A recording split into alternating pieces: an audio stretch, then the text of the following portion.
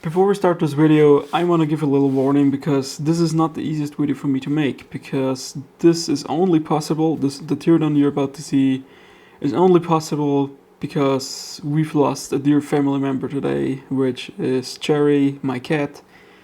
And yeah, I'm still interested to see what's inside this GPS tracker collar, so yeah.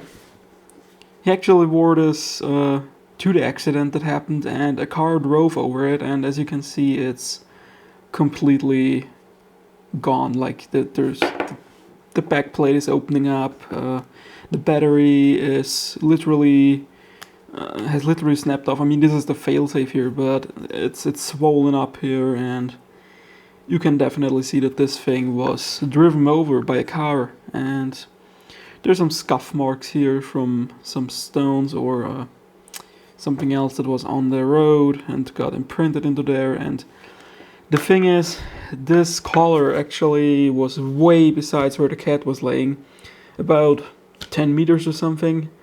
And the battery was even further than that, about 20 meters, and it just got flung off. So it's amazing what this thing actually withstood. But yeah, as said, I'm still an IT guy and I love to see what's inside this thing. I always wanted to know what's inside this thing, if there's a SIM card inside, if it's a so-called eSIM or whatever. And yeah, it's kind of unfortunate that I am able to do this now with the circumstances that happened, but yeah, let's actually get started because it's already opening itself up. I've pressed it a little down again because well, actually let me show what it's doing right now, because if I connect it together, it's literally only lighting up blue. I think it's like if you press down the button and keep it pressed, it actually goes into failsafe mode or something like that. I'm not sure. I don't know how these things are programmed, but it doesn't work anymore. It should beep, it should start to connect to the mobile network and transmit the GPS data it gets, but yeah, it does nothing anymore. It just lights up blue. It's not doing what it's supposed to do, and I mean it's not getting warm or anything, but I'm not sure. It seems like the electronics inside are damaged, or the button is pressed down or something. So let's get started. Let's first undo this thing. It was still the original size when he wore it and everything. But let's try and get this thing open. I just want to get over with this, to be honest. Let's zoom down a little, just so we can see better. So yeah, this is the main unit, which has the LED, the sender unit, or better said, the mobile unit and everything, the modem, the Bluetooth module and everything that's inside here. And as we see, it's already starting to, like, if you can see this, it's already starting to open up here, and there's a seam here, and when I found it, it was literally just laying like this here. It was cracked open, broken, didn't work anymore, and yeah, I don't bother to get a replacement for this because there's already a new version which works far better. This is actually the first version. And before I open it up, let's just investigate this thing, because as said, it seems like a car drove over it. I looked at my security cameras. I didn't see the band being driven over by, but I suspected because it was just laying by the side. It was 10 meters away from the cat. It seems like when the car drove over this, it actually flung off and into the grass. So yeah, but this is tough as hell, because if you look, there was a whole weight of a car on there, and it still didn't break here or anything. You can still you can see that the plastic actually moved a little bit or spread apart. Yeah, everything seems to be together still, and even here it's just a little bit bulging out. It does still work though, like it still connects and is secure, and only if you apply a little bit of force it opens, but it's still amazing, to be honest. So good work to Tractive. It's a little bit bulky, but it does its job. So let's open this up.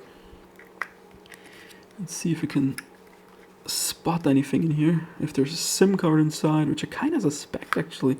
I don't think it's modern enough to be eSIM already. it's glued shut and everything, because this is watertight actually, so your cat could go swimming with this and it would not stop working. There's a plastic peg inside here which you have to push out, presumably. Yes, you have to push that out and literally grab it like this. So now I can take off the band here and open the module up. So, as you can see, this is an antenna for... No, wait a second, that's actually a piezo speaker. Piezo speaker, whatever you call this. So that's the thing that actually beeps through the plastic. Oh, nice. Now that's kind of neat. And there are the pogo pins which connect to the speaker and make the sound. And those are the battery contacts, by the way. There's the module, the GSM module, which is an Anatel, what's it saying? 2161-15-2618, which, let me get it up to the camera here. If I can focus on this, there we go. And there it is, you can see the EMI number. You can do whatever you want with this. This is not going to go back online again because it doesn't seem to work anymore, so... It does actually connect now. So as you can see, it does light up blue again, and as if it's going to transmit anything. So yeah, it started working again. You know what, actually let me transfer the health data that's still on, or maybe not, because this thing just fell out. Yeah, but still, let me transfer the activity data before I destroy this thing completely, because yeah, I still want to get this in the app and everything, because, well, those are the last few minutes of my cat, basically. Okay, I got the last activity data from this tracker again by connecting via Bluetooth and just syncing everything, as you can see. So those were the last few points that he made before the accident, and let's further take this thing apart. There's nothing to lose basically anymore. All the data is synced. The other stuff, I've already informed Tractive to basically deactivate this tracker, or to just say it's broken, and yeah. So the first thing I saw is that there's actually a flex antenna basically stuck on there on the bottom here, which is of course the LTE antenna, or the mobile antenna. I'm not even sure if this thing can go onto the LTE network, because they only mention, I think, GPRS, Edge, and something else which I don't know anymore. But yeah, this is the antenna, the mobile antenna, and it does seem to also be the GPS antenna. Let me show it a little bit closer here. And they simply connect to this antenna via pogo pins on the bottom here. There's a little clear plastic thing for the LED on the other side here. The little button. The release mechanism so you can charge the battery and everything.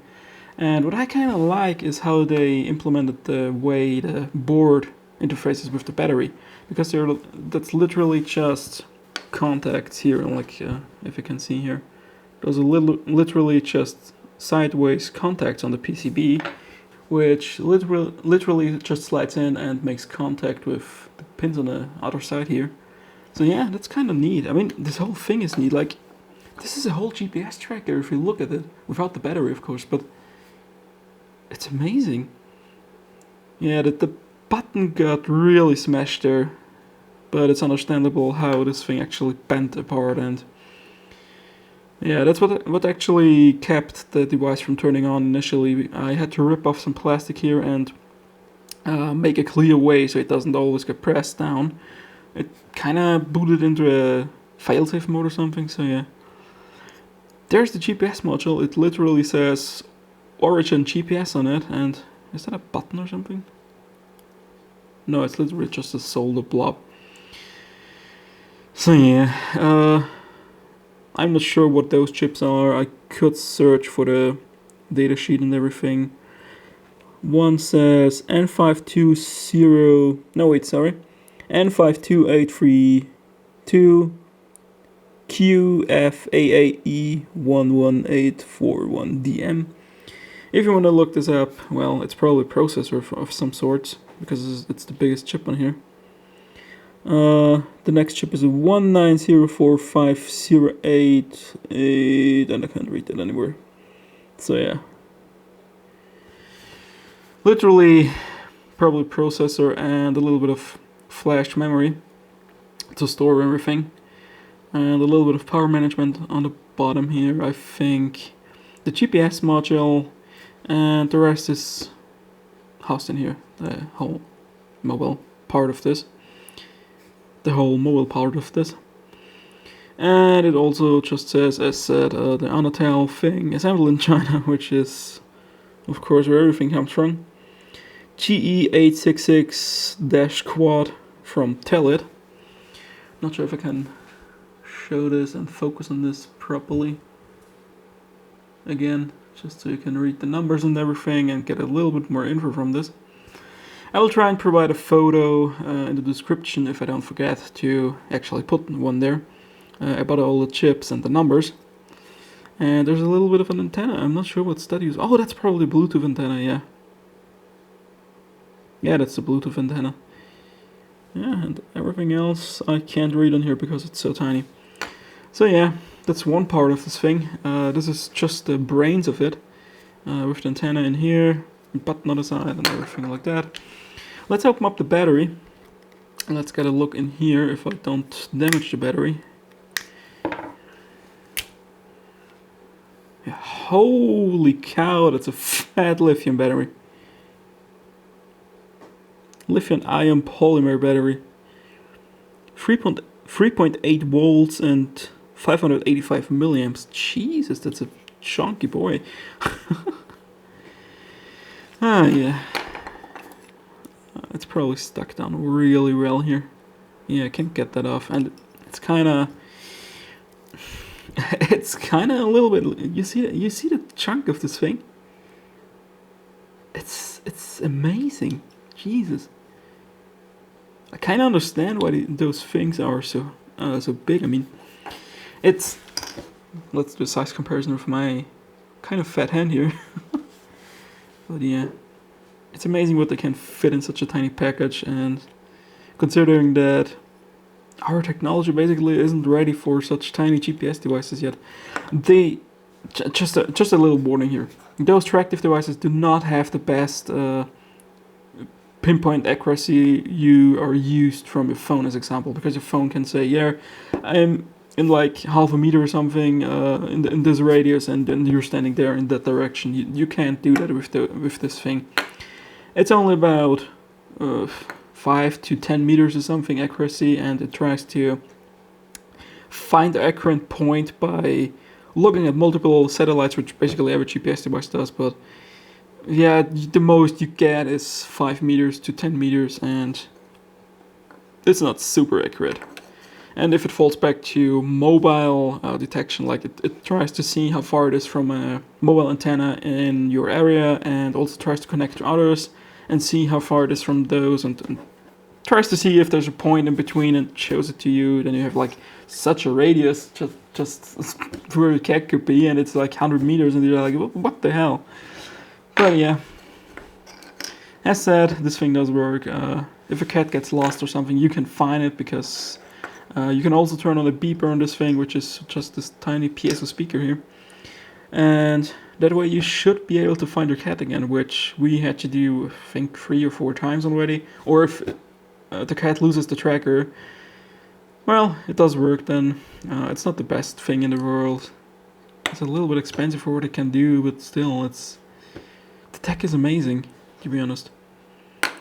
So yeah, would I recommend this thing? Of course I would. I mean, look at what this thing survived. Like, Jesus Christ, a full car, or maybe a few cars actually drove over this. I don't know. I can't see that on the security footage that I have available. And yeah, then again, I wouldn't recommend this exact version. They do have a new version which you can clip onto a band you already bought, a collar you already bought.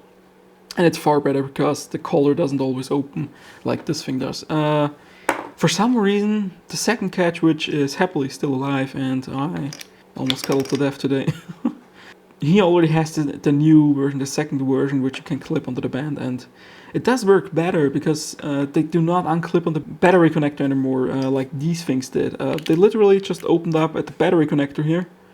Like this, if they apply too much force for some reason, either I got a defective band or something, I already lost one because of that. And I couldn't track it anymore. It was just lost. I had like a radius of 30 or 40 meters, and I couldn't find it. There's no way to turn on the beep or anything if that happens. If the band opens on this part, which is actually the real failsafe, which it should open at, then yeah, you can track it just fine and beep it and everything and turn on the LED on the front, but it doesn't work anymore if it literally opens at the battery, which yeah, it's kind of obvious.